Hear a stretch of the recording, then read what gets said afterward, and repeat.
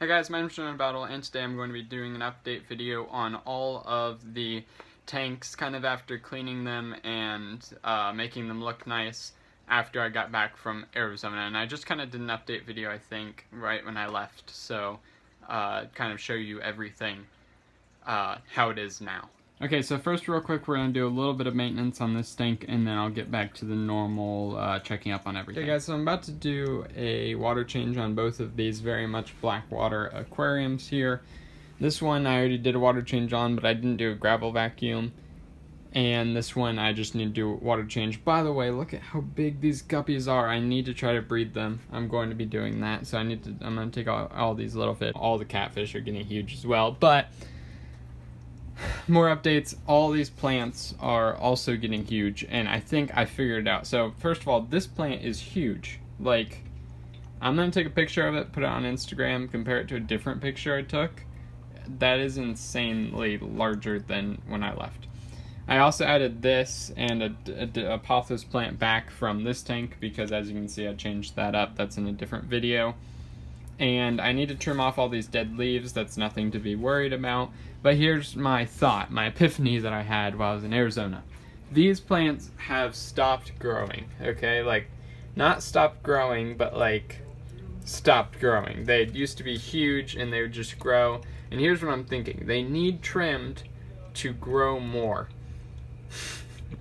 I don't know. That may make sense, honestly. I have no idea. But I think that's the thing. They just need to have less of this bulky hugeness, and then they will be able to grow more and regrow. I think plants need trimmed to then provoke more growth. I think that's a thing. So I'm going to be trimming at least 2 of these pothos plants, if not all 3 of them. And then, as well, I'll be taking off all those dead leaves. So I'm going to do that real quick, and then I'll do a water change. I trimmed all 3, and then I put the cuttings back into the filter of the aquarium, and then I trimmed this plant and used the cuttings as botanicals in my terrarium. Okay, so as you saw, I trimmed some of the plants and kind of, worked on that. Also, I cut this, by the way, so then it actually fits into there. But these guys all did really well, I think, and I also added a new rock from Arizona and then a bunch of new botanicals. But other than that, they've been doing really well. And also this Anubias plant has been putting out new Anubias plant like bud things, which is really cool because I've had those for a long time and it hasn't done that. So it's cool that it's finally doing that. And that's pretty much it for this tank. By the way, this if you don't follow me on Instagram, go follow me on the Instagram because I put a picture of this on there. The link is down in the description to follow me on Instagram. But this thing has now has 2 more like parts coming off of it, and it's so big that it was actually like this when I left, and it's gone all the way down and out. So it's going super well into the filter. Then over here we have the snapping turtle, which has gotten absolutely ginormous. I talk about that. I also talk about how I rearranged his tank. I did that once I got home, and one of those is from the iguana's cage, because I redid the iguana's cage, which you'll see in a second. So it's doing well. I'm supposed to be, so the person who I got it from is supposed to be taking it back. That was always the plan. So we'll see if that happens. If not, I might look into rehoming it, or it's very large now, and I might end up releasing it. I know it's really tame, but also has a really good food instinct, and I would say that it's able to catch fish by itself and eat crustaceans and stuff, and it would be fine in the wild. And it was taken from the wild, not by me, by somebody else. So if she does not end up wanting it back, that's probably what I'll do, because it's kind of irresponsible to keep it because it'll get so big, and that's just not something that I want to have to deal with in the future if I can let it go, and if I should let it go technically. I'm pretty sure I'm supposed to, considering that you're not allowed to take them out of the wild until they're over 13 inches, and you may need a permit, but I'm not sure about that. But his tank's been doing well. This part kind of fell apart, and then I redid that. So it's doing well. Over here are the plants that I got from Arizona. So this is a separate tank, and it's completely new, so you can't really update on that, right?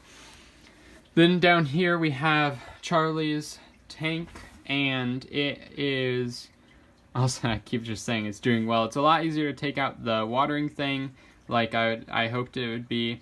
And there are ants in here for some reason. I talked about that in the video where I redid his enclosure. I don't really know what to do about that, but they don't seem to be harming him or being a problem in any way, and they're really small. So I think that should be fine. And his tank is doing well. Tons of isopods, tons of springtails, just generally doing pretty well. Then over here we have Teddy, and he's been doing all right. He hasn't been growing a whole lot, and he hasn't been eating his one food a whole lot, but he's been eating a ton of dubia roaches, and his terrarium's doing pretty well. It's sprouted some new apothos plants, as you can see there and there, which is pretty cool. And hopefully he'll be growing pretty soon, so then I can upgrade him into a different tank.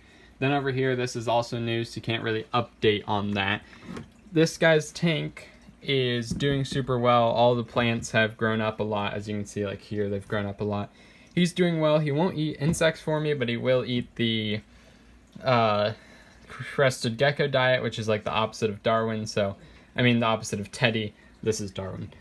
So that's kind of annoying, but he is still active. I don't know. I was hoping that he'd find a place to sit up here, and I thought he had, but he's been hanging out here a lot. Again, I might add something there so he doesn't, like I might move that over there. We'll see. I kind of had to do some maintenance up here because he kind of likes to dig up there, and then I need to add a plant right there because it kind of looks dead. Also, I'm thinking of adding a plant right there. But I will have plants pretty soon because over here on the Cuban tree frog tank, I've talked about this in other videos as well, I'm going to be rehoming the Cuban tree frog. I'm supposed to rehome him tomorrow, and I'm kind of excited about that because he's really, really, really easy to keep. Basically, all you need to do is dust crickets, put him in there, have water, fresh water for him, and that's pretty much all he needs, right? But I don't keep crickets, so I think that he'd do better on a cricket diet than a dubia roach diet. So I'm going to rehome him to somebody who can provide that for him. Also, he's just not super interesting to me considering that he's nocturnal and he only comes out at night. So he's basically a nice terrarium to look at, but I also don't really like it because of the water thing. So I was going to try to redo an enclosure for him, but I'd rather just rehome him and not have to worry about buying more dubia roaches or not having the proper size dubia roaches because that's just something that I'm trying to work on and trying to get more dubia roaches to breed and have a colony that can sustain itself against insectivore. But he will be he's going to be rehomed, and this terrarium is going to be taken down. So that peace lily right there, I want to add right there by that snake plant. That's my plan, and then these other plants, either add them in here or just pot them and put them in there or something. Now I'm going to be taking you outside in a second, real quick. Over here we have some insect tubs. So these are my mealworm beetles. So they have been doing well and also breeding. So there's more, I believe there should be more mealworms in there, and there's only a few that haven't converted into beetles yet. So I'll probably add a few of those into Charlie's tank or something as well, just as like a cleanup crew. Then over here I have the yellow banded millipedes that are pretty cool, and they seem to be doing well. I think I need to go through and replace the substrate because they've actually eaten it all and like turned it into poop. So that's kind of interesting. But let's move on. Then here is a new isopod setup that I recently set up. So again, no updates on that. Now I'm going to be taking you out to the back porch and update you on stuff out there. Then when it comes back here, the water has turned green, sadly, which is annoying, and I think this is caused by the enormous amount of sun and also the lack of plants that can be put into the water. So I have taken some other plants other than pothos back here, some really invasive type plants that were growing in my greenhouse, these right here, and I'm seeing if they'll grow and just add to the process of taking out nitrates from the water. So to help with the filtration, but I don't think that's really going to change the color of the water. But the idea is that algae can't grow if the plants have taken all the nitrates out, right?